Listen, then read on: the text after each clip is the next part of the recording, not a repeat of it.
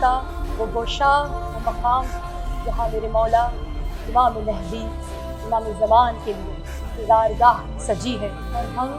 سر و چشم منتظر ہیں۔ حجرے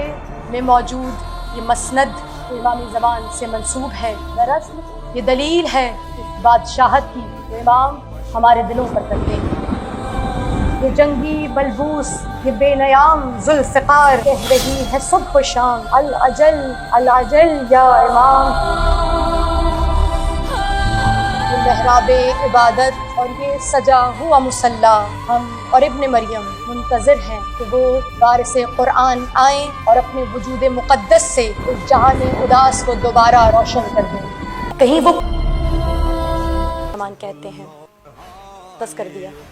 اور وہاں ایک مصلی بچھایا اور پھر یہ کہا کہ مولا میں نے آپ کے نام سے اس مصلی کو منسوب کر دیا ہے، امام کے نام سے میں نے سجائی، اور میں یہ اور آپ ذات اطہر اور وجود دعا ہوتی ہے، کوئی بیماری آتی ہے، یقین کیجئے امام کی یہ جگہ کتنی پر رونق ہے، روحانیت سے بھرپور ہے۔ جب ہم یہاں میں آتی ہوں یقین کیجئے گا ایسا لگتا ہے دنیا الگ ہے اور میں الگ ہوں۔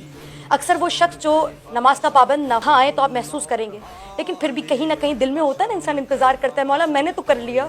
آپ کب جب یہ عبادت خانہ بنا کے رکھا ہے، چلو آؤ تم سب بھی اس کے گھر چلو، ہم سب ہیں جہاں امام نے فوراً نماز ادا کی اور ہم سب کو اشارہ کیا اور ہم نے امام کے اقتداء میں نماز ادا کی۔ اور کہتی ہے میں نے دیکھا کہ وہاں پہ خوبصورت سی کرسی لگی ہوئی ہے اور اس کرسی پہ اس مسند پہ بیٹھ گئے، کھڑے ہوئے تھے، اور اٹھنے بیٹھنے کا طریقہ جب آپ کوئی عمل اب گا،